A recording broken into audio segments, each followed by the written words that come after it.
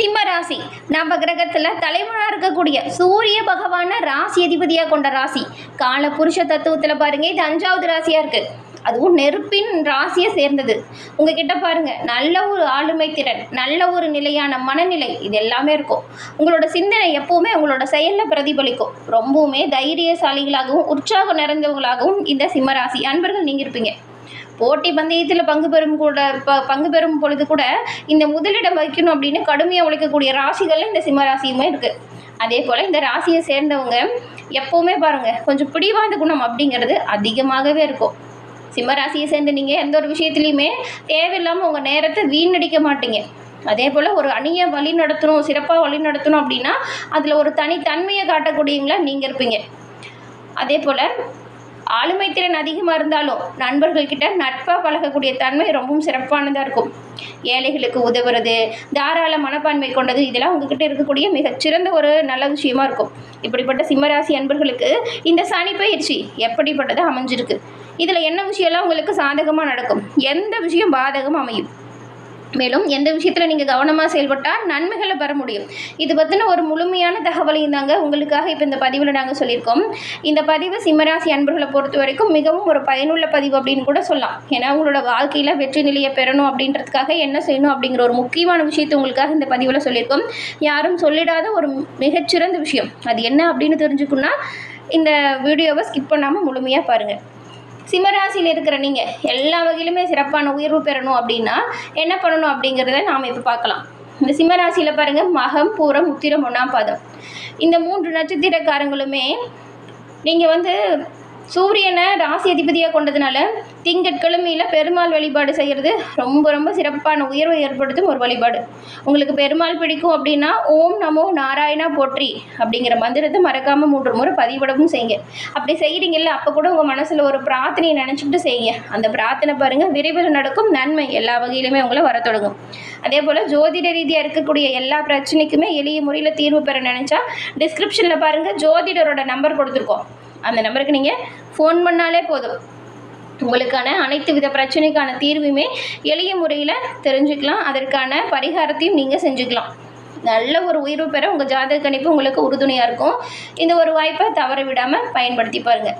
அதே போல் தினம்தோறும் சூரிய நமஸ்காரம் செய்கிறது ரொம்ப ரொம்ப சிறப்பு. குச்சனூர் சனீஸ்வரர் கோவிலுக்கு சென்று நீங்கள் வழிபடுவது அஷ்டமதனி தோஷத்தை குறைக்கும். சனி பகவானால் ஏற்படக்கூடிய பிரச்சனை நீங்கும். எல்லா வகையிலுமே சிறப்பான உயர்வு பெற சனி பகவான் உங்களுக்கு உறுதுணையாக இருப்பார். சிம்ம ராசியில் இந்த மகம், பூரம், உத்திரம், 1ஆம் பாதம் நெருப்பு ராசியை சேர்ந்தது, சூரியன் அதிபதியாக கொண்டது, இது தெரியும். உங்களுக்கு பாருங்களேன், இந்த தலைமை பண்பு நல்லாயிருக்கும். துணிச்சல், நேர்மை, இது எல்லாம் இருந்தாலுமே பிடிவாத குணம் அதிகமாக இருக்கும். கம்பீரமான தோற்றம் உங்களுக்கு இருக்கும். மற்றவங்களுக்கு உதவி செய்கிறதுலையுமே சமூகத்தில் கௌரவமாக வாழ்கிறதுலையுமே ஆர்வம் காட்டக்கூடியவங்களா நீங்கள் இருப்பீங்க.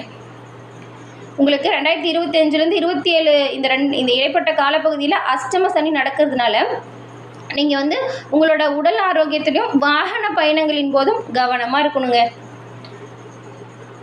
அதே போல் 2026 பாருங்கள், பொறுப்புகள் சில சேரும், பணவரவு நல்லா இருக்கும். அதே போல் தேவையற்ற செலவுகளை மட்டும் நீங்கள் இந்த காலகட்டத்தில் குறைச்சிக்கிறது நல்லது. இப்போ சொன்னல 2 வழிபாட்டு முறை, அதை தொடர்ந்து செய்யுங்க, நல்லது. என்னென்னா சூரிய நமஸ்காரம் செய்கிறது, குச்சனூர் சனீஸ்வர பகவானை வழிபாடு செய்கிறது, இது ரெண்டுமே சிறப்பான உயர்வை ஏற்படுத்தும். இதை மறக்காமல் செய்யுங்க. அன்பானவங்களாக இருந்தாலும் அடிக்கடி உங்களுக்கு கோபம் வருங்க, அதனால் கோபத்தை மட்டும் குறைச்சிக்க பாருங்கள். பேச்சில் கொஞ்சம் நிதானம், கட்டுப்பாடு வேணும். நிதானம் இல்லாமல் பேசும் பொழுது அதில் பிரச்சனை வர வாய்ப்பு இருக்குது. அதனால் எங்கே பேசுகிறதா இருந்தாலும் பல முறை யோசித்து பேசுகிறது நல்லது. இந்த சனி பயிற்சியில் உங்களுக்கு என்ன மாதிரியான பலன் கிடைக்கும் அப்படின்னு பார்த்தா, இதுவரை உங்களுக்கு கலஸ்திர ஸ்தானத்தில் இருந்த சனி பகவான் விலகி அஷ்டமஸ்தானத்துக்கு வராரு. 3ஆம் பார்வையாக தொழில் ஸ்தானத்தையும், 7ஆம் பார்வையாக தனவாக்கு குடும்பஸ்தானத்தையும், 10ஆம் பார்வையாக பஞ்சம பூர்வ புண்ணிய ஸ்தானத்தையும் பார்க்குறாங்க. எதுலேயுமே தன்னோட தனித்துவத்தை வெளிப்படுத்தக்கூடியவங்களாக இருக்கக்கூடியவங்களுக்கு இந்த அமைப்பு அப்படிங்கிறது உங்களுக்கு பாருங்களேன், எல்லா வகத்திலையுமே எல்லா வளங்களுமே உங்களுக்கு கிடைக்கக்கூடிய அமைப்பை பெற்றுத்தருது. பழமையோ கலாச்சாரத்தையும் நீங்கள் மதித்து நடப்பீங்க. முன்னோர்களின் ஆசீர்வாதம் உங்களுக்கு முழுமையாக கிடைக்கும். இந்த ஆண்டு குடும்பத்தில் சூழ்ந்திருந்த பிரச்சனைகள் விலகி நல்ல ஒரு தெளிவு பிறக்கும் அப்படின்னு கூட சொல்லலாம். நீங்கள் வச்சுருந்த குறிக்கோளை சுலபமாக அடைய போகிறீங்க. உங்களுக்கான பண கஷ்டம் உங்களை விட்டு நீங்கிடும். பொது காரியங்களில் உங்களோட நேரத்தை செலவிடக்கூடிய அமைப்பு இருக்குது. தாய் வழி உறவினர்கள்கிட்ட இது வரைக்கும் நீங்கள் எதிர்பார்த்த உதவி கிடைச்சிருக்காது. இப்போ எதிர்பார்த்த உதவி கிடைக்கும். வெளியூர்லேயோ அல்லது வெளிநாட்டிலையோ அங்கேருந்து பாருங்கள், நீங்கள் எதிர்பார்த்த நல்ல ஒரு தகவல் இந்த வருடம் உங்களை வந்து சேரும். அது மனசுக்கே ஒரு மகிழ்ச்சியை கொடுக்கும். சமுதாயத்தில் நல்ல ஒரு உயர்ந்த இடத்துல இருக்கிறவங்களோட நட்பு உங்களுக்கு இப்போ உண்டாகும். போட்டியாளர்களோட சதிகளை நீங்கள் பாருங்கள், நல்லா தவிடு பொடியாக்கக்கூடிய அமைப்பு இப்போ இருக்குது. அதே போல் இப்போ கடந்த காலத்தில் ஏதாச்சும் உடல் உபாதைகள் ரொம்பவும் தொல்லை கொடுத்துட்டு இருந்துச்சுன்னா அந்த உடல் உபாதைகள் இப்போ உங்களுக்கு நீங்கிடும். குறிப்பாக கொஞ்சம் வயிறு தோல் சம்மந்தப்பட்ட உபாதைகள் வர வாய்ப்பு இருக்குது. உடல் ஆரோக்கியத்தில் கவனம் செலுத்துங்க. மற்றபடி உங்களோட திறமைக்கு தகுந்த அங்கீகாரம் தவறாமல் கிடைக்கும்.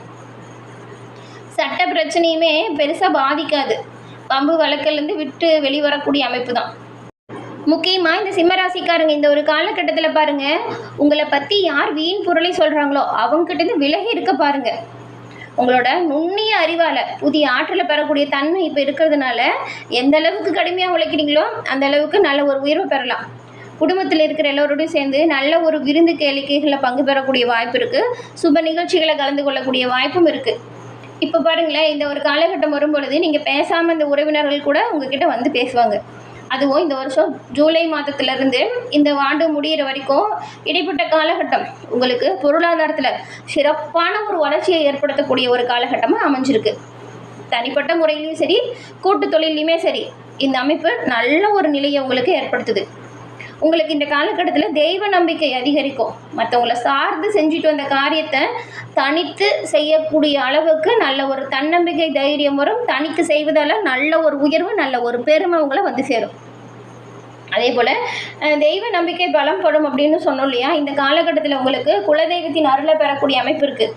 அதனால் தவறாமல் அமாவாசை பௌர்ணமி தினத்தில் உங்கள் குலதெய்வ வழிபாடு செய்யுங்க. இது ரொம்ப ரொம்ப நல்லது.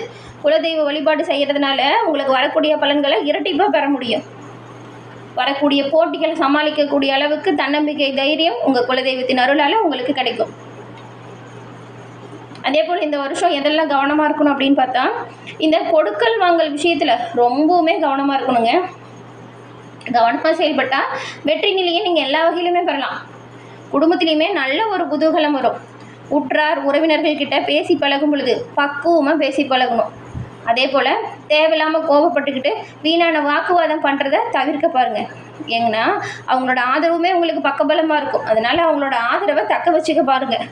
உங்களோட செல்வாக்கு இந்த காலகட்டத்தில் உயரும். இந்த காலகட்டத்தில் நீங்கள் பாருங்கள், உங்கள் வீட்டை பழுது பார்க்குறது, இல்லைன்னா வாடகை வீட்டில் இருக்கிறவங்க சொந்த வீட்டுக்கு போகிறது, அல்லது வாடகை வீட்டிலேருந்து வேறு வீட்டுக்கு நீங்கள் குடி போகிறது மாதிரியான விஷயம் நடக்கும்.